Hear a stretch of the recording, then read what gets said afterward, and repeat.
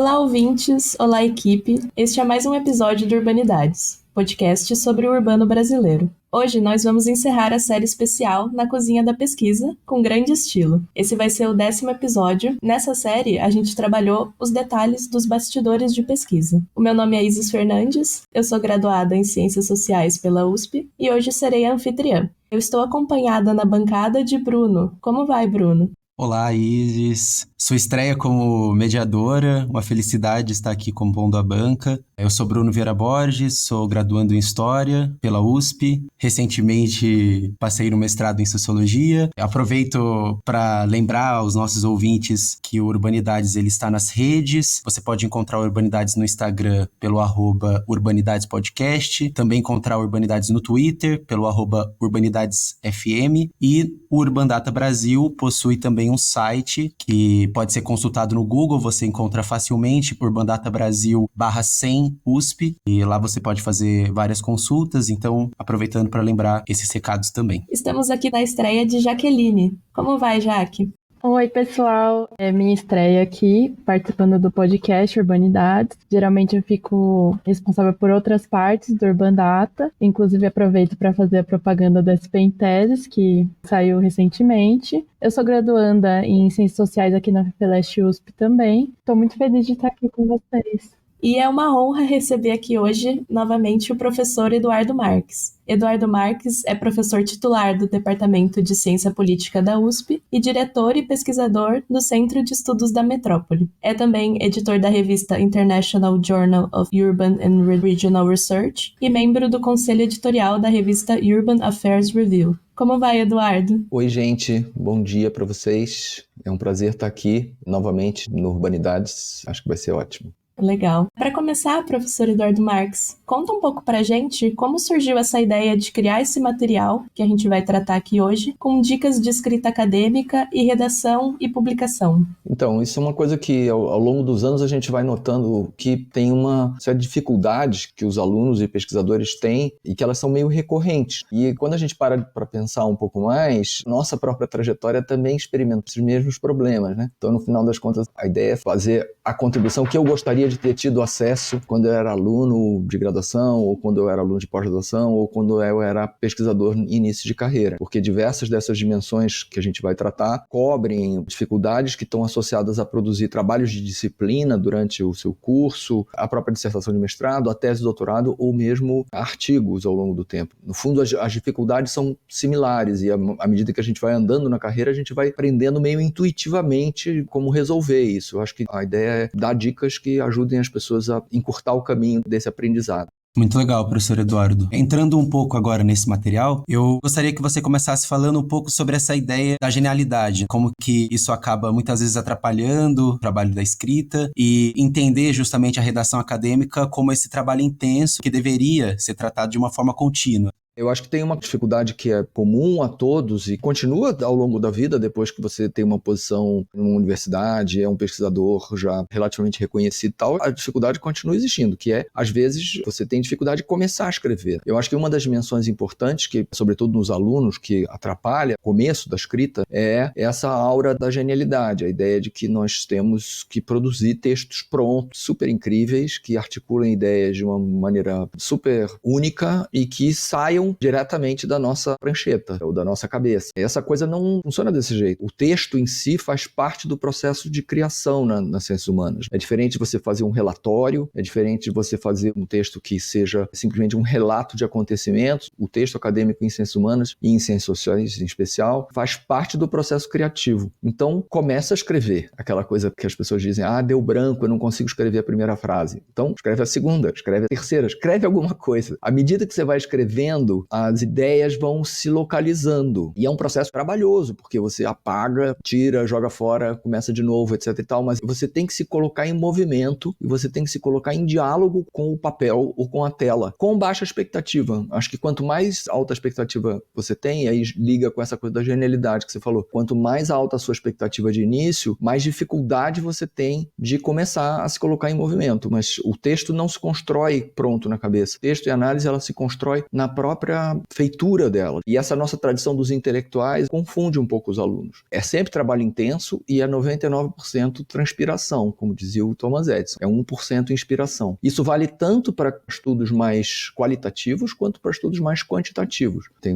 um pouco a ideia de que os estudos qualitativos são mais afeitos ao texto. Os estudos quantitativos também dependem do texto, e se não for o texto, é o modelo, ou é a tabela, ou são os dados. Então você tem que começar a trabalhá-los, e aí esse diálogo com eles é que vai produzindo os insights e o desenvolvimento da ideia. Muito legal, obrigada, professor. Agora, para continuar, o senhor comenta que uma das maiores dificuldades na escrita do texto é exatamente a construção dos argumentos claros, essa coisa de ser um trabalho duro de transpiração. E, para isso, o senhor utiliza a metáfora de puzzle, ou quebra-cabeça. O senhor poderia compartilhar com a nossa audiência quais estratégias são essas para a construção de argumentos e como traduzi-los com eficácia, pensando na comunicação com o público, como os pesquisadores podem efetivamente se colocar no lugar do leitor ao redigir os textos acadêmicos. Legal, isso é um assunto super central. E também, novamente, vale para tudo. Vale para trabalhos de disciplina, mestrado, doutorado e artigos em geral, né? Eu acho que tem duas questões aí, as duas igualmente importantes. Uma é de estrutura e a outra é do argumento, da forma como o argumento é abordado. Então vamos por partes. Então, primeiro a estrutura. Todo texto tem que ter uma estrutura clara e pensada. Ele deve expressar as partes do argumento. Então, um truque é fale alto ou escreva em um parágrafo curto, o mais curto possível, qual é o argumento. Se não houver possibilidade de você colocar isso num parágrafo, você não tem um argumento. Você trabalha as ideias para que você tenha um texto curto, que pode ser falado mesmo, não precisa ser formalizado, que diga o que você quer dizer. Cada frase desse parágrafo é um pedaço do seu argumento. Então, cada frase desse parágrafo que você escreveu ou que você falou é um pedaço do seu argumento, porque ele faz parte de uma estrutura argumentativa que você montou na cabeça intuitivamente para vender o seu peixe. Então, cada frase pode levar a uma seção de um artigo ou a um capítulo de uma dissertação, de uma tese, porque esse pedacinho do argumento tem que estar representado e desenvolvido de uma certa forma. E essa estrutura tem que ser balanceada. Então, uma vez que você montou essa estrutura, você trabalha, retrabalha, pensando nas conexões que estão presentes. Então, um jeito bom de fazer com que o texto ande é você pensar qual é o seu argumento, dividi-lo em pedacinhos, e aí a sua tarefa passa a ser um conjunto de tarefas singulares, que é o desenvolvimento de cada uma daquelas peças, cada um dos pedacinhos do argumento, que é cada uma das frases que você formulou. E aí depois, evidentemente, você tem que trabalhar as conexões. Então, depois que o texto está pronto, você tem que trabalhar os finais e começos de parágrafo para conectar com o argumento anterior. Tem uma dimensão que é central para isso, é que você tem que sempre pensar no leitor. O texto acadêmico é uma forma de comunicação, então ele tem que comunicar, ele não tem que apresentar uma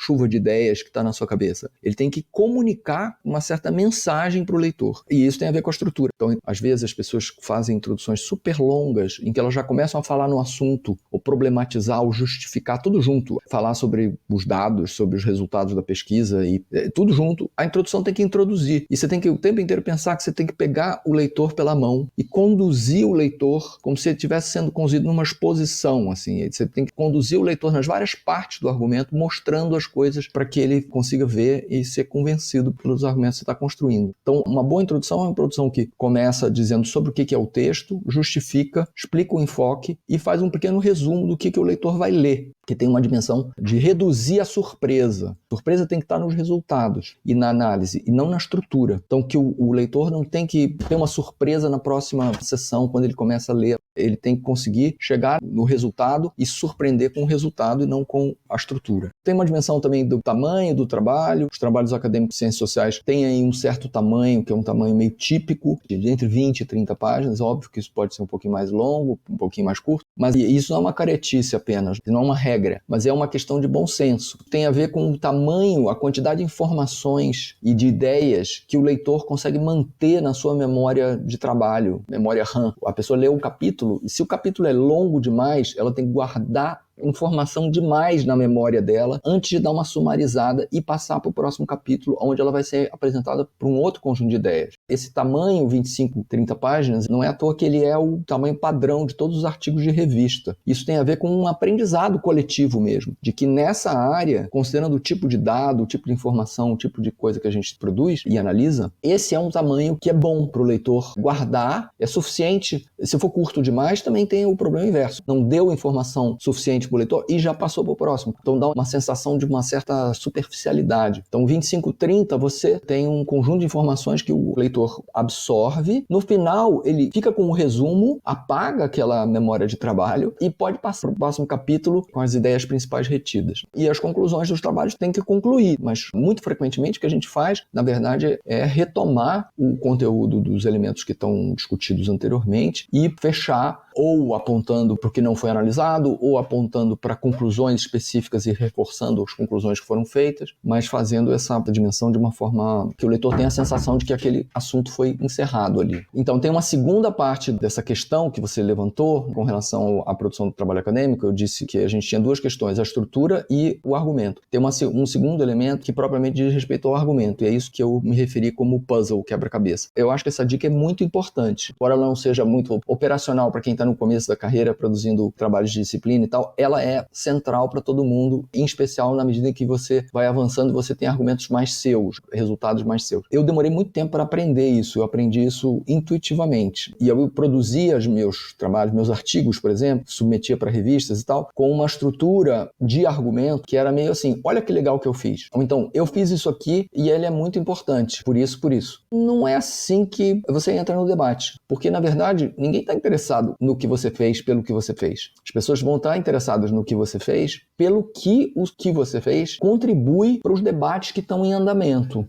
Então, é uma mudança de ponto de vista da apresentação do argumento. Não é apresentar a pesquisa como se fosse um relatório da atividade que você fez, mas apresentar a partir do debate específico aonde o seu argumento encaixa. Então, segundo a literatura, nós deveríamos encontrar uma certa coisa, mas eu vou mostrar que é diferente. Ou, segundo a literatura, isso e aquilo deveriam levar a uma terceira dimensão. Não levam. Eu vou mostrar o que aconteceu. Segundo a literatura, a causa de não sei o que é um certo processo, ou ator, ou dimensão. Eu vou mostrar que, na verdade, não é isso, é outra coisa. A organização a partir da contribuição do artigo tem que ser sempre pelo que está ausente na literatura. Isso pode ser descritivo também, não precisa ser analítico e causal. Isso pode ser, a literatura já descreveu e já analisou isso, aquilo outro. Tem um outro elemento que é central, importante, que é aquele que não foi analisado e eu vou fazer isso nesse trabalho. Então isso muda um pouco a perspectiva de onde se olha o objeto e é central para organizar publicações que entrem no debate. Eu sou editor de uma revista internacional e a gente recebe 650 submissões por ano, uma quantidade muito grande de artigos, e tem muitos, mas muitos artigos que são rejeitados porque eles não têm isso que eu acabei de falar. Eles não têm uma questão a partir da qual eles olham o objeto. Às vezes os estudos são interessantes, os artigos são interessantes, mas eles olham de uma forma imersa no objeto, completamente inserida no objeto, sem olhar para o contexto de argumentos onde o objeto está dialogando. Perfeito. Ainda pensando sobre argumentação, a gente pensou em trazer a questão das citações que a gente viu que apareceu no material que você compartilhou. Lá você falava que as citações não deveriam ser utilizadas só como argumento de autoridade. Então, seria interessante saber um pouco mais sobre como incorporar essas citações de uma maneira eficaz para poder fortalecer os argumentos de fato. Isso é uma questão bem importante, bem interessante. E aí estão incluídas tanto citações de campo, citações de entrevistas que você fez, como citações da bibliografia. É preciso dizer que tem um conjunto de trabalhos que são trabalhos de natureza teórica, cujo objeto é a própria obra. Então, esse negócio que eu estou falando não se refere a isso, porque a pessoa que está trabalhando com a própria obra, com uma obra de um certo autor, tem que produzir uma exegese específica. Um trabalho de projeto intelectual ali está associado com decupar aquele texto. Então, você tem que ficar falando o tempo inteiro do texto. Mas, exceto esses casos, acho que muitas vezes tem exageros na coisa das citações, porque as citações, por um lado, constroem argumentos de autoridade quando elas são citações de autores conhecidos. Então a pessoa acaba aí escorregando em usar citações demais ou citações longas demais como argumento de autoridade, e um pouco ela está se eximindo de botar a ideia dela. Então foi fulano que falou, não fui eu, e ela coloca um texto muito longo, mas é ruim, porque o leitor pode preferir ler o fulano no original e não ler você. Se ele está lendo você, é porque você tem alguma contribuição em relação ao que o autor falou. Então, a citação tem que ser uma citação, nesse caso, uma citação de um texto da literatura, tem que ser uma citação que seja uma citação mais focada, e você trabalhar as ideias do autor, dando crédito a ele, evidentemente, você retrabalhar as ideias, virando as ideias dele para o seu objeto. Então, isso produz uma autoria para você. Se você coloca muito as palavras do autor diretamente, você está abdicando de fazer a sua apresentação de ideias. Uma coisa parecida acontece na citação de campo, quando as citações de campo são muito longas. Porque a citação de campo, que é muito longa, tem muitas coisas ali misturadas. A pessoa que está no campo falou. Ao citar um trecho muito longo, você novamente se abdica de fazer a análise, retirando dali os elementos e analisando os elementos com as suas palavras. Então é melhor dividir aquele trecho muito grande em trechos menores, que sejam circunscritos aos subtemas específicos da fala da pessoa, e você comentar aqueles trechos, aquelas coisas diretamente. Então, o que está citado não pode ser apenas deixado lá, ele tem que ser trabalhado por você. A mesma coisa, na verdade, se coloca, só fazendo um parênteses, sobre ilustrações, gravuras, fotografias, gráficos, mapas, etc. e tal. Tudo que está no texto, de alguma forma, tem que ser usado pelo autor, pela pessoa que está fazendo a análise. Então, se tem um certo gráfico, esse gráfico tem que ser citado, analisado, tem que se dizer o que está lá dentro, assim como o mapa tem que se dizer o que está lá dentro. A alternativa, se você coloca essas coisas, é que elas viram meras ilustrações. Estou fazendo uma analogia aqui com a citação, porque se a citação é muito grande, é muito jogada e ela não está muito referenciada no texto, ela vira quase como se fosse uma ilustração, quase como se fosse um adorno no trabalho. E aí isso tem a ver com um outro assunto que é central também na produção de textos acadêmicos em ciências sociais e humanas, são as revisões bibliográficas. A gente tem que sempre fazer revisões bibliográficas. Isso não é, novamente, uma caretice, isso é a construção dos conceitos que você vai usar a partir dos debates aonde você está inserido. Por isso que você faz a revisão bibliográfica. Não só para mostrar que você é esperto, é para mostrar quais são os conceitos e como são os conceitos que você vai mobilizar e aonde a sua contribuição está encaixando nesses conceitos. E para isso, vai uma outra dica que, assim, as pessoas, por vezes, fazem revisões da literatura que são revisões meramente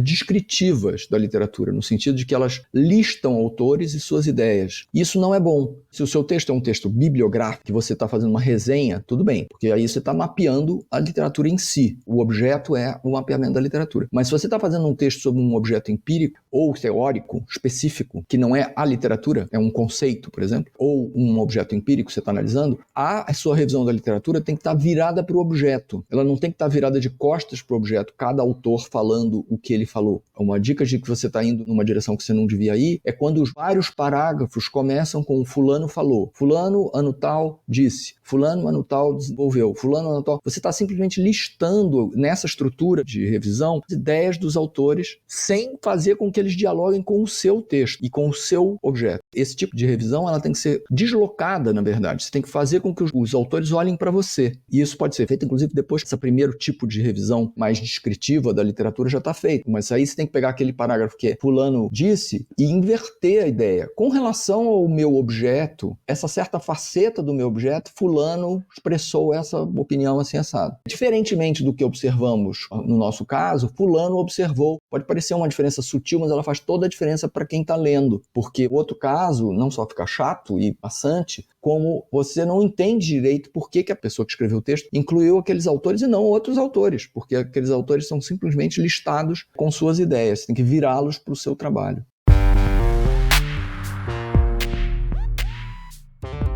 O Urbanidades é apenas uma das iniciativas do Urban Data Brasil, banco de dados bibliográfico sobre o urbano brasileiro. Em nosso site você encontra milhares de referências classificadas, textos digitalizados para download gratuito e pode registrar trabalhos de sua autoria. Visite urbandatabrasil.fefeleche.usp.br e siga também nossa página no Facebook.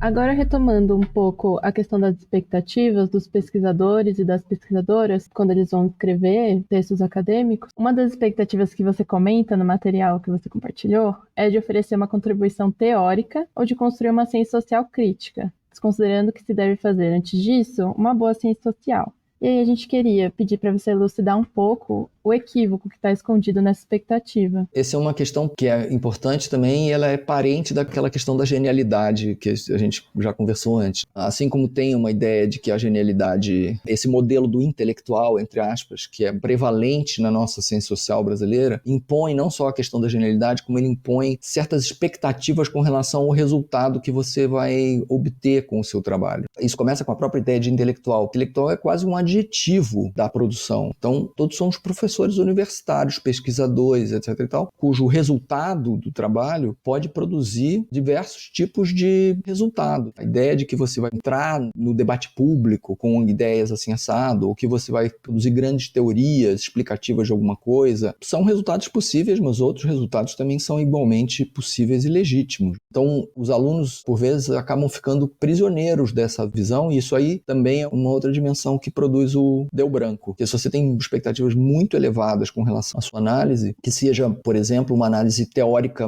absolutamente inovadora, ou que seja inserida no campo, produzindo ou deslocando, ou produzindo uma crítica muito importante, ou que tenha uma contribuição para uma ciência social crítica, entendida como crítica social, não só isso é ineficiente, porque isso atrapalha mais do que ajuda essa expectativa, como ela é um equívoco propriamente, porque nenhuma ciência social crítica de boa qualidade pode existir antes de ser boa ciência social. Nem nenhuma ciência social teórica pode ser feita sem ser boa ciência social. Funciona muito melhor se a gente tiver a expectativa de responder perguntas, conseguir formular perguntas e ter como premissas curiosidade e inquietação intelectual. Crítica num outro sentido, crítica no sentido autorreflexivo, do que eu sei, o que eu não sei, o que eu gostaria de saber. E tentar perseguir isso da forma mais sistemática possível, sem expectativas tão fortes assim sobre o resultado propriamente do que a gente está produzindo.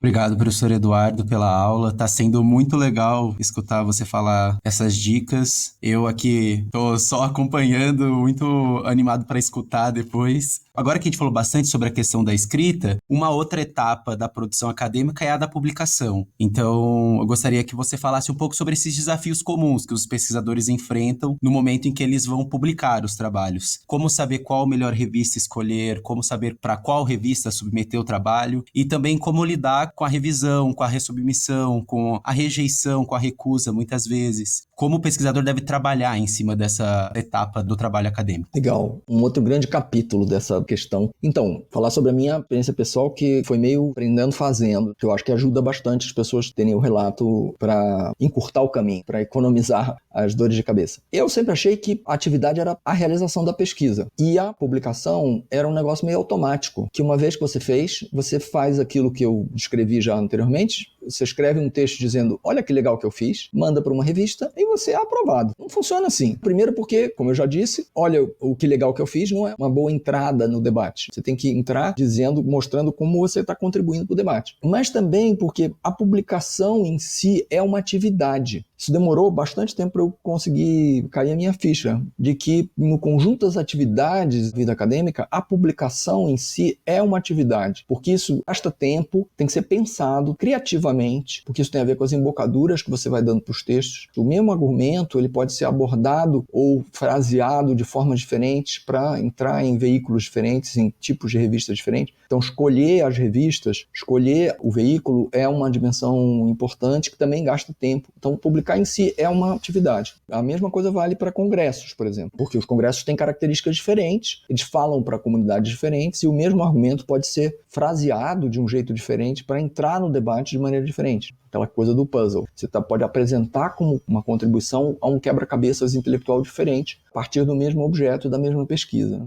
E a questão é como a gente vai entrar. Então a questão do publicar tem uma dimensão que é material, que você vai ter que se dedicar, ficar lá escrevendo, refazer a bibliografia, fazer não sei o que lá, mas também escolher a revista e se inserir nesse debate. E o foco aí tem que ser um foco no argumento e no debate. Como é que o meu argumento, por que o meu argumento, aonde é que o meu argumento está contribuindo? Qual é o debate, ou quais são os debates em que o meu argumento está contribuindo? A questão é muito mais simples para as revistas nacionais do que para as revistas internacionais, quando você está publicando em revistas em outra língua no cenário internacional. Por quê? Você tem uma certa hierarquia das revistas, qualquer lugar tem, essa hierarquia tem a ver com a quantidade de gente que as lê e que as cita, e o grau de circulação da ideia. Então, a questão, idealmente ou abstratamente, você deveria tentar entrar na revista de mais ampla circulação possível, dado o seu objeto, para que o máximo de gente leia o seu trabalho e possa citá-lo reclamando ou concordando com ele. Aí você está contribuindo mais. Mas, dado um certo nível de circulação e de citação, são poucas as revistas no caso brasileiro. O Brasil é um país muito grande, tem um debate em português interno ao Brasil forte, portanto talvez tenha mais revistas em termos relativos do que outros países de tamanho similar. Mas, de qualquer forma, é um número mais reduzido. Quando você pensa em publicação internacional, você tem uma quantidade muito maior de revistas. Então, fazer um encaixe entre sua pesquisa e seu argumento e a revista é mais fácil no caso brasileiro, mas de qualquer jeito ela tem que ser pensada. Então, eu vou publicar numa revista de estudos urbanos, ou vou publicar numa revista de sociologia, vou publicar numa revista de políticas públicas ou de ciências sociais mais amplamente. Ou se eu tenho vários artigos que saíram da minha tese de doutorado que eu posso fazer, para onde eu vou mandar? Essa divisão tem a ver com os debates que estão acontecendo nas revistas, e não só se elas são mais citadas ou menos citadas. É óbvio que se ela circula mais, você vai tentar aumentar a circulação das suas ideias o máximo possível. Então, grande parte das rejeições de artigos acontecem que a gente chama no desk. É o próprio editor que olha o artigo, lê o título, lê o abstract, lê a bibliografia, passa o olho no artigo na diagonal e faz uma avaliação. Vou mandar para revisor, não vou mandar para revisor, porque mandar para revisor significa um tempo grande para a revista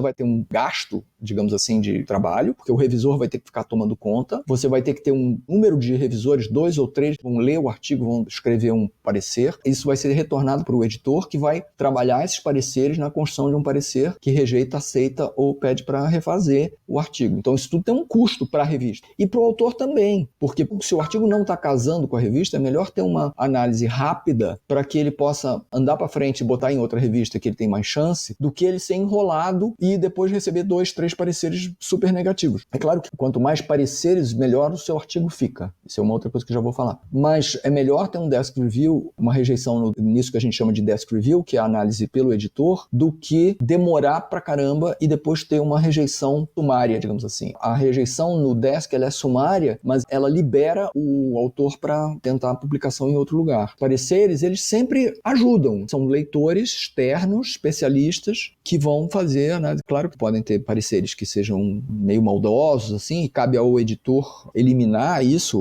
ou segurar isso, ou filtrar isso, mas a maioria dos pareceres é generosa e sugere, embora muitas vezes possa ser dura e possa ser desagradável, porque o autor está doido para publicar e aí o revisor diz, olha, esse negócio aqui não está bem explicado, aquilo não está bem explicado, você tem que adicionar isso aqui, você está achando que você está fazendo isso, mas está fazendo aquilo, faz com que o artigo seja melhor, isso não tem dúvida. Sobre as rejeições e sobre as revisões, isso é absolutamente parte do jogo. Não existe nenhum único acadêmico no mundo que não tenha tido muitas rejeições e não tenha tido que refazer muitos artigos. Quanto mais artigos você faz, mais isso acontece. Mas se tem alguém que nunca teve essa experiência, é porque ela nunca produziu nada ou ela só mandou artigos para revistas de péssima qualidade que aceitam qualquer coisa sem fazer análise. Isso faz parte inteiramente do processo. Então, do ponto de vista pessoal, as pessoas têm que se preparar, é uma rejeição ao artigo considerando aquela revista. Então, você tem que trabalhar o artigo, se você foi rejeitado, tentando aproveitar o máximo possível as ideias que os leitores críticos tiveram. Às vezes, eles leram mal, isso é uma coisa que também acontece, isso é humano, porque, por exemplo, o seu argumento pode ser um argumento muito inovador, que vai contra ideias muito assentadas na literatura, e os pareceristas são pessoas muito assentadas na literatura. Alguns deles, inclusive, defensores do argumento contra o qual você está se mobilizando. É possível isso também acontecer. Então, a gente tem que receber os pareceres e as rejeições de maneira serena, mas analítica também.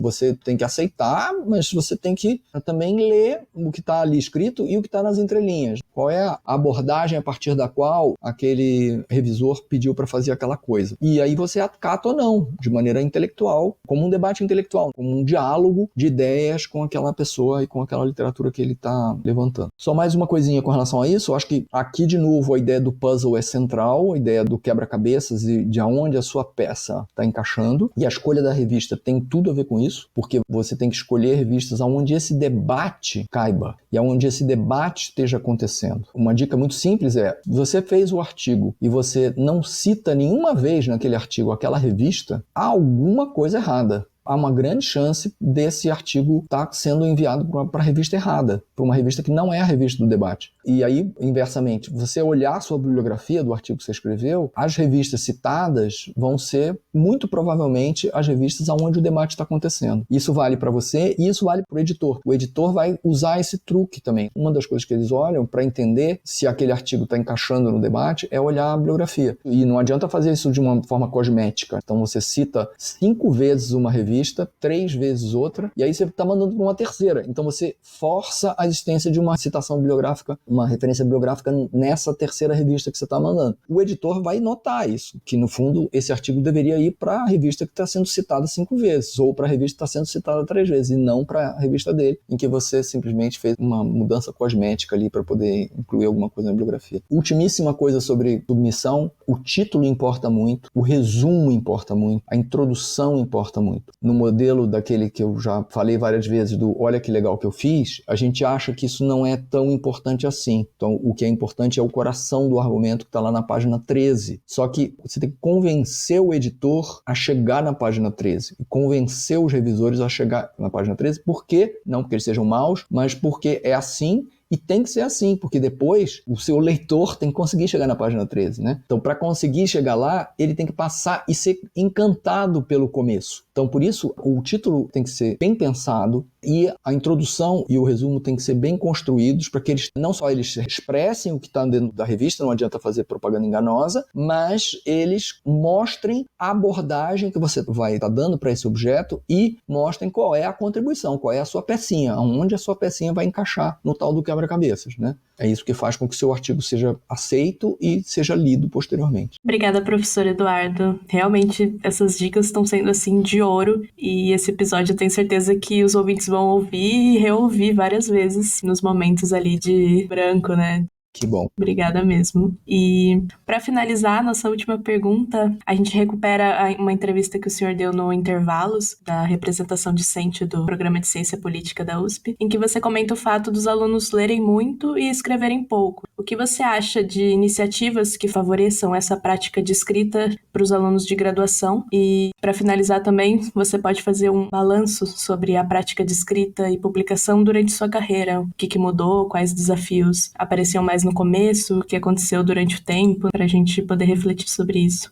Legal. Então, eu acho que é super importante a existência de atividades e o incentivo a que os alunos escrevam mais durante a graduação. O texto é vivo e a produção do texto e a relação que a gente constrói com o texto é uma relação criativa e você tem que se acostumar com essa coisa. Tem um outro que vai te acompanhar, que é o texto ou a tela, e que você tem que aprender os meandros dessa relação. Então, isso é muito importante, que os alunos sejam incentivados a fazer isso. Então, revistas que publicam artigos de graduação, seminários discentes em que os alunos são convidados a escrever, normalmente na pós, né, já pequenos ensaios a partir dos seus objetos, com a pesquisa em andamento, a própria submissão a congressos acadêmicos, pôsteres e mesmo apresentações de trabalho, são coisas que são super importantes para você ir botando para fora. Esse modelo que eu me referi antes, da genialidade, ele tende a também incentivar os alunos a botar para dentro, e eles têm que aprender a botar para fora. Mas isso também está associado com uma outra coisa, que eu acho que é importante, que é a ideia de que os alunos têm que ser treinados em pesquisa também. Não adianta só fazer um incentivo ou criar incentivos para que eles escrevam durante a graduação e durante a pós-graduação de forma prévia à própria finalização da tese ou da dissertação, mas é importante que eles sejam treinados em fazer pesquisa também, porque senão eles não têm como escrever coisas que não sejam bibliográficas. A escrita bibliográfica é super importante e ela é característica dos alunos de graduação, porque eles vão olhar para a bibliografia principalmente, mas quanto mais eles forem introduzidos em atividade de pesquisa, melhor. Óbvio que isso tem um foco principal para os alunos que vão fazer pesquisa na sua carreira, mas também existe a possibilidade dos alunos que vão fazer outro tipo de atividade, vão para o governo trabalhar com políticas públicas, vão para a política trabalhar com política, vão para organizações não governamentais trabalhar com grupos sociais ou questões ambientais, indígenas, quaisquer que sejam. Acho que